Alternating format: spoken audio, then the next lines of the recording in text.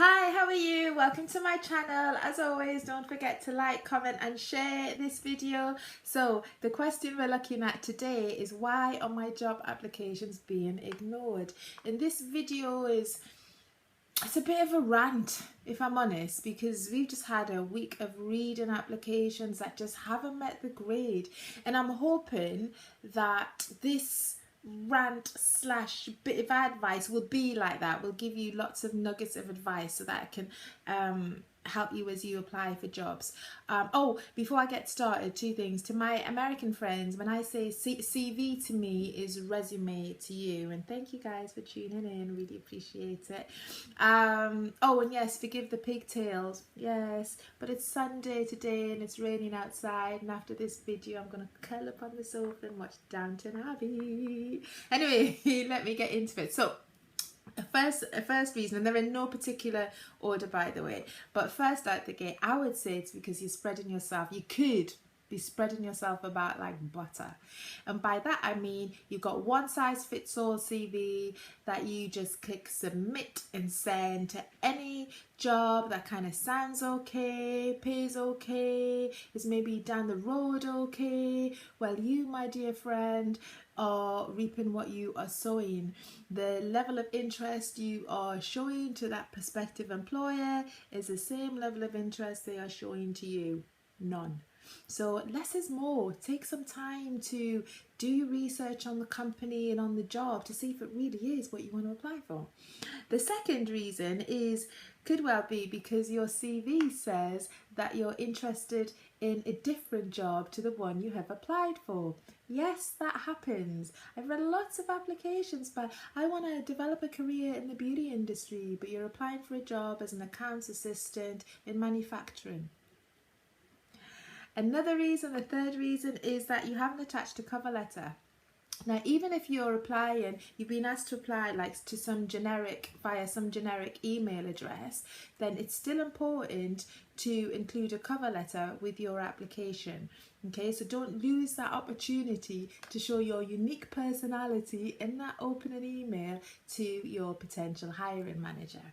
Okay, another reason is that you're simply underselling yourself, and by that I mean you are in your application you're telling us a lot rather than showing us. So say for example you've applied for a job as a sales assistant.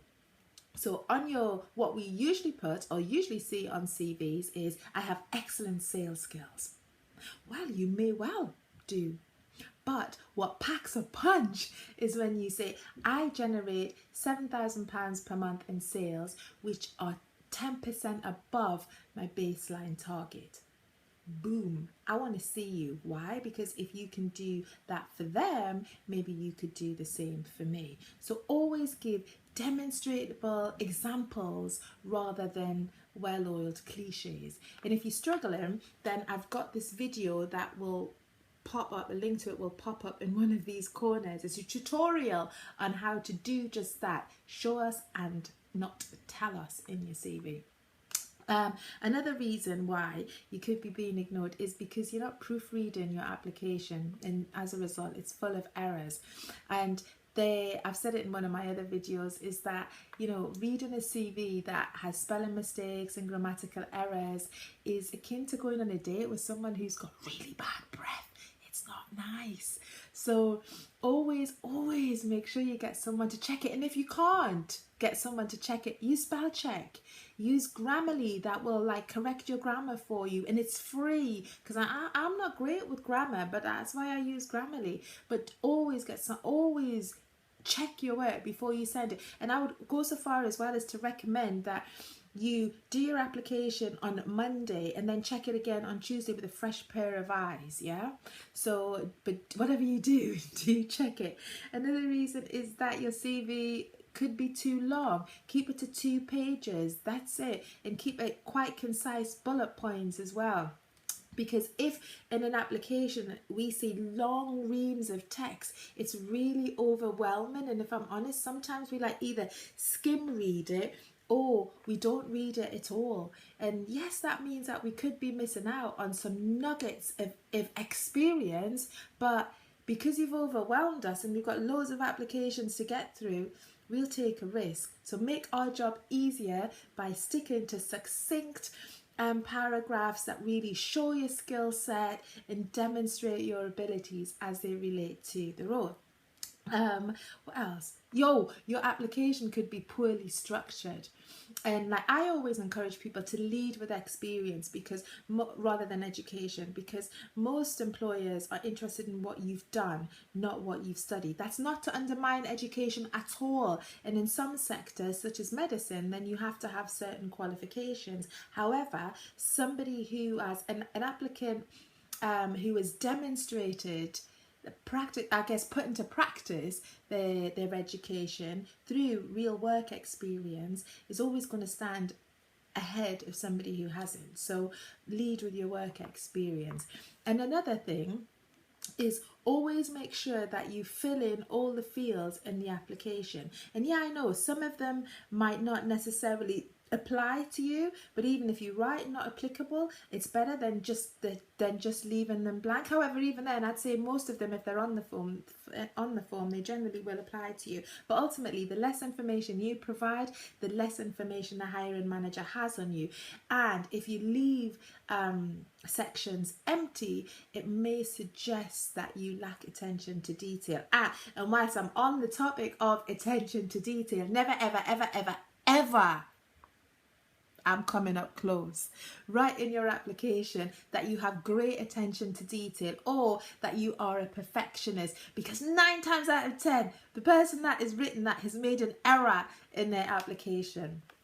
So rather, if that's your thing, rather a well-structured application or CV that is succinct, that packs a punch, that has no errors, is the best way to demonstrate perfectionism or the great attention to detail. Just don't write it. And the final thing is that could see you being ignored is because you've ignored the application rules. Now, I don't mind it when people do this, but some recruiters do. And that is when you circumvent either the recruitment agency or the hiring manager and instead go direct to the company or the department that you're interested in working in. Now, like I said, I don't mind it. I think it means you're a bit of a hustler. But some people don't like it at all. They see it as a reflection of your inability to follow directions. They see it as a bit of arrogance. And 2, that the other thing you've got to remember is that the person that you send it to may well not forward it on to the hiring manager. So to be honest, I think, really just play the rules, because you might not meet me on the end. And the last but by no means least, it may well just be that we're just not into you. And that's no reflection on you. It could just be there's stronger candidates that meet the criteria. But as I always like to say, every cup has its saucer. And if this role is not right for you, there is one right out there that meets your requirements. That meets what you want actually to get out of a job and an employer. Anyway, I hope you found that useful. I'm hoping it wasn't too direct, that there was a bit of advice in there. But if you do need any advice, feel free to write your question in the comment section or email me directly, and I will see if I can help you. As always, click on the link below for details of vacancies at DiVA, and I look forward to seeing you again soon. Take care. Bye bye.